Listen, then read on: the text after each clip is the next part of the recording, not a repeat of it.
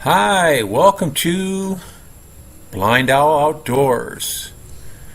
We hope you enjoy our channel, and if possible, could you please join our Patreon page? We really need your help.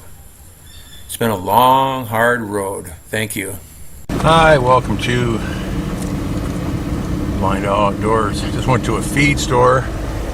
Gave me all my feed in paper sacks, which really pisses me off. Lucky to carry these across the street, not have them tear.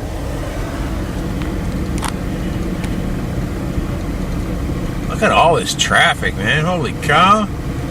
This is insane.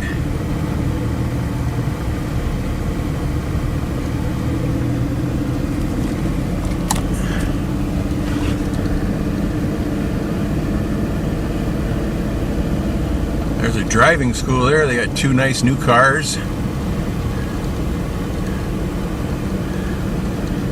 I heard they're requiring new drivers to take a driving course.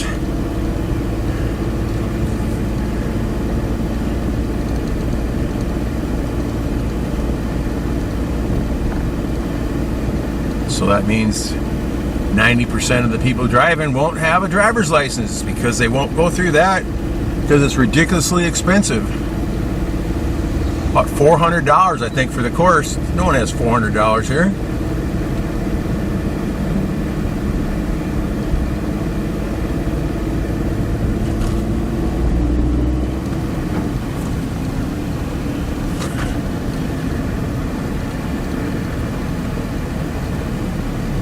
I'm on a 10-year driver's license right now. It's kind of nice. Such a pain to go back to the LTO, which is like the DMV back home. Except here you have to take a drug test. Last time I did take a drug test, though. It was kind of interesting. No drug test. I had to take a written test on the computer. Not really written, but on the computer.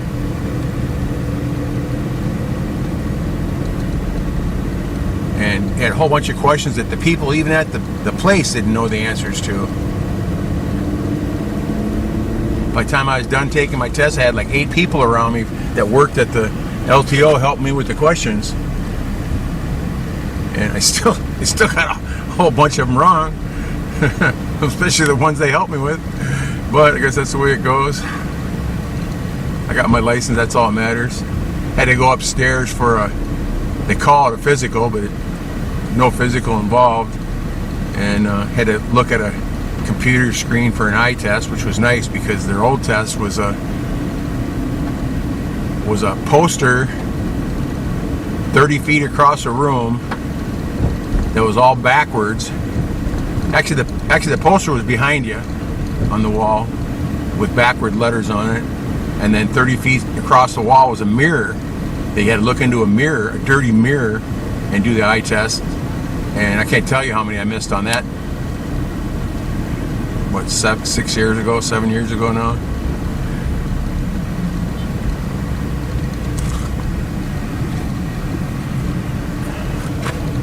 But still got a license.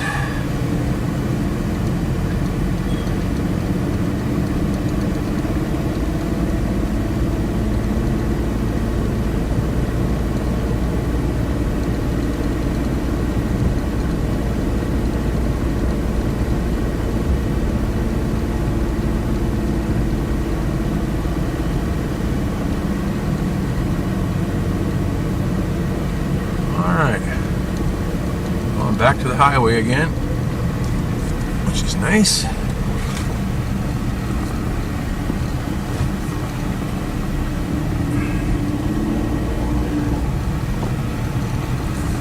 Just stop here for a second.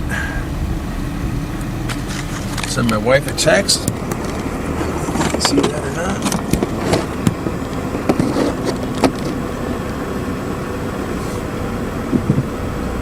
Set the camera on my spider.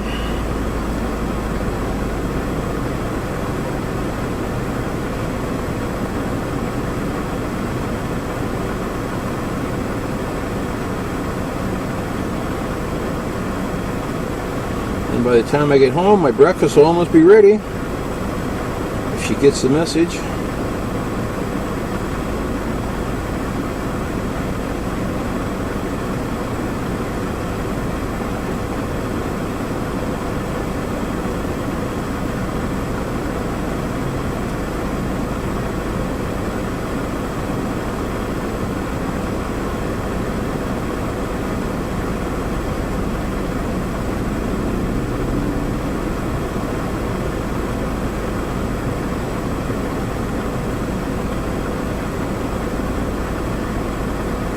Pretty simple. Turn my mobile data on and turn it back off again. Otherwise it just sucks it out on you.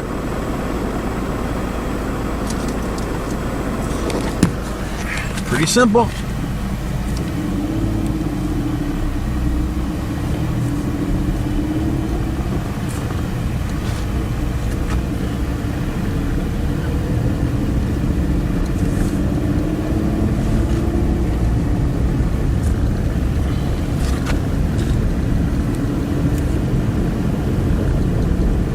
All the wind, huh?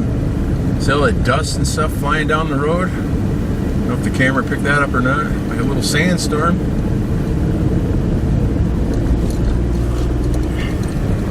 Maybe we're gonna get some more weather. Maybe we got a typhoon coming or something. I don't know. They don't give you any warning here at all. The typhoon of 2021, December 16th, was a super typhoon.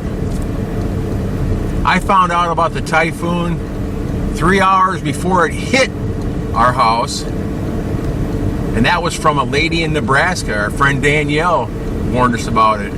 So Shannon and I, we went and got a hamburger, got back about 5 o'clock, 6 o'clock, it hit just like a wall, and no one else here knew anything about it. There was no warnings, there was nothing for it. And a typhoon just doesn't happen. It's a pretty long process before it gets here, so there's no warnings whatsoever. Very pitiful, and several thousand people died. They said 136 or something like that died, but several thousand are still missing, so obviously they're dead. But they don't put that on because of tourism. You know, it's just so sad.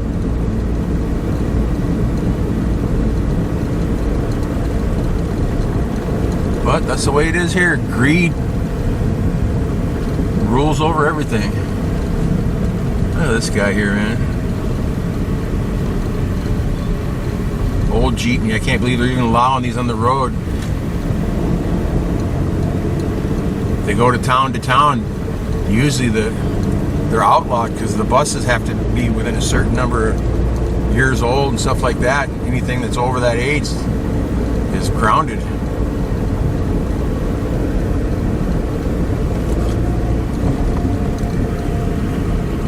That whole flock of egrets, see that? You see that or not? Egrets are kind of a neat animal. White bird going around looking for frogs and stuff, whatever they're doing. Their feet are actually greening to blend in with the moss and stuff like that. Kind of interesting. The only reason I know that is when my brother-in-law's caught one, had it on a string. I was going to keep it as a pet in his yard. I walked over and cut the string and let it go. It's like, that's not a bird to put in a cage. Here they are here. They're painting the lines again. They put down 2 strings and just paint between it with a 4-inch brush. Quite a job. That's a whole crew there.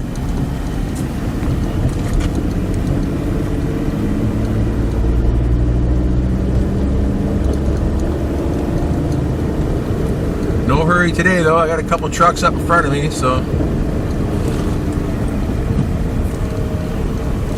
just work our way home easy, I guess.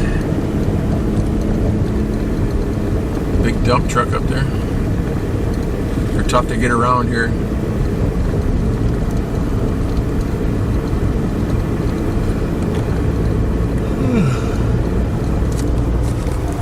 Fish ponds out there, they're finally full again. I don't know how the fish can live in 3 feet of water. It's warm as a bathtub. Of course, that's why the fish are all mushy.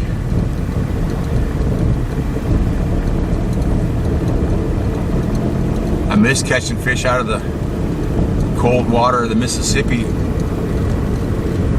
and late in the fall, like in November and stuff. They're so delicious because the meat's so much more solid when the cold water. Love catfish. Nothing like that here.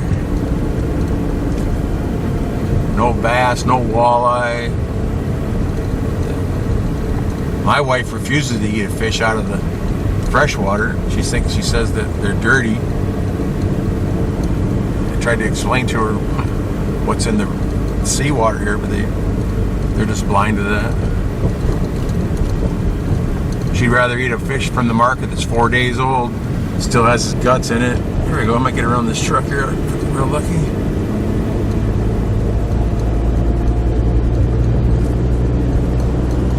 Oh yeah. Takes a little while to get the RPMs up. Could have downshifted, I guess. But having a little car with a 850cc 3-cylinder engine, you have to kind of plan your passes, but there is advantages to it too, because I get fair gas mileage.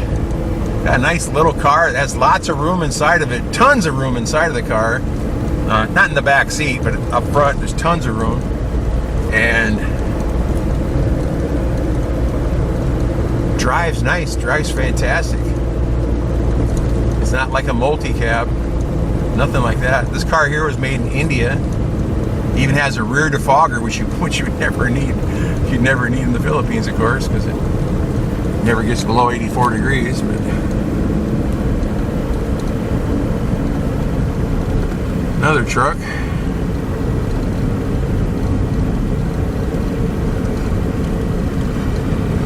They're out there harvesting rice today.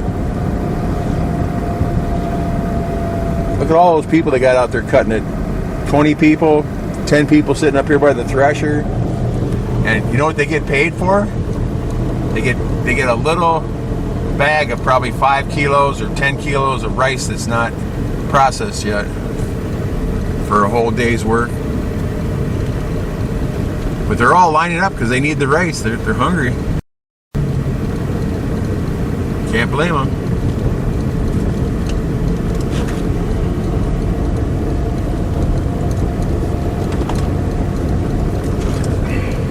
I just don't understand in our area where we live at. I pay double the wages for just regular labor, and we give them lunch and a snack in the morning and a snack in the afternoon. I can't get anybody to even come work. They're all so lazy. All their families are on programs or something. I guess they don't need the money, but it doesn't make any sense. You think you'd have people lining up to work, get fed, get money. I don't know. And nothing I have at my house is hard work. Just cutting weeds, helping in the garden a little bit, cleaning up. Easy stuff like that's nothing for a Filipino. They can work all day in the heat, no problem at all.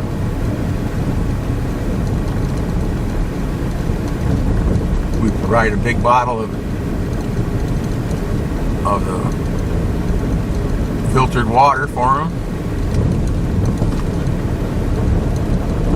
No, I just don't get it.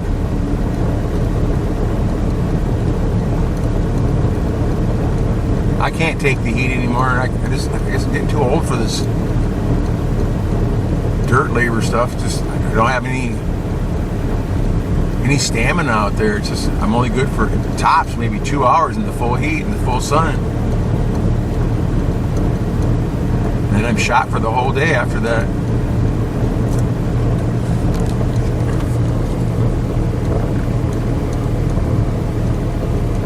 So I'd gladly pay people to come work.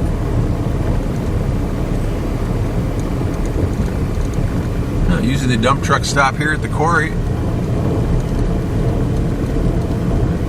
That guy looks like he's got a load on a gravel or something.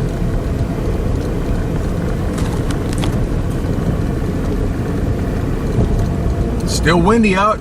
It's hard to believe. I'll check the radar when I get home, see if there's a storm coming or something. A lot of times there'll be a big storm like 100 miles away from us. Like say the storm's north of us, we'll get a huge south wind blowing up to the storm because they're so powerful. They're sucking the air up from miles and miles around. Because storms rarely hit Bohol. Very rarely. The storm we had in 2021, December 16th, the super typhoon, that was wicked. But the last time they had a storm like that was, I think 83, if I'm not mistaken. My ex-father-in-law told me it went right across Bohol and hammered into the center of Cebu down by Car in San Fernando. The eye went right over his house. He was explaining it to me. He's like, "Oh, it was just terrible. The wind was blowing. We lost our house. We lost all our clothes, all our furniture. It's all gone, just completely gone." And he said, then all of a sudden, it was just beautiful and clear skies. I just laughed. I said, "I went over you." And then, hey, he said 20 minutes later, the typhoon, they call it Baguio, the Baguio hit hard again. This time it was worse because it's the backside of the typhoon, which is dirty, and they lost all their banana trees, all the coconuts from their trees. They can survive on just, they're smart, up in the mountains. They can eat leaves and weeds up, but the weeds were all gone. There wasn't a leaf on the tree, just like at our house. There wasn't a single leaf in our yard, not even one leaf on any tree. And he told me he had some neat, he was real good at trapping. He said he trapped rats for him and his 5 daughters for, well, probably close to 6 months until the weeds came back and stuff like that. The coconuts started producing again.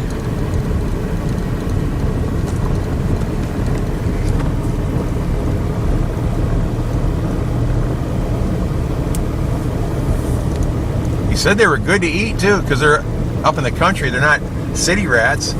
They're rats that are eating bananas and stuff. And he said as long as you didn't think about what they were fine, because everybody survived. It was him, his 5 daughters, and his father that he provided for.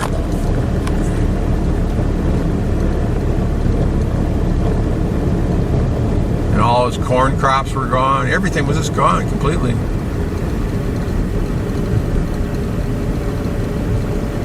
I never really thought it sounded bad to me, but I never really thought a lot about it until that typhoon hit us. And if the typhoon that hit them was anything like what got us, that was pretty incredible. And being in a bamboo hut, I can't even imagine it. Because again, it was all gone. He said they had to walk about a mile over to his sister's house that was hollow block and all hid in there. He said that walk in the middle of the typhoon was terrible because, again, the house ripped right off on top of him. It's just gone. 150 plus mile an hour winds. Pretty tough on bamboo huts. The hollow block houses can usually withstand it, but the roofs are usually damaged pretty bad or gone. But the blocks itself usually are standing.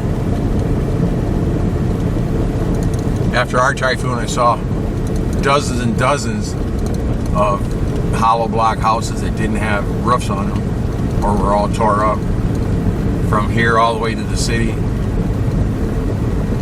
because it went right down the edge of the west side of the island until Calapi, which is past halfway, and then cut across and hammered Cebu.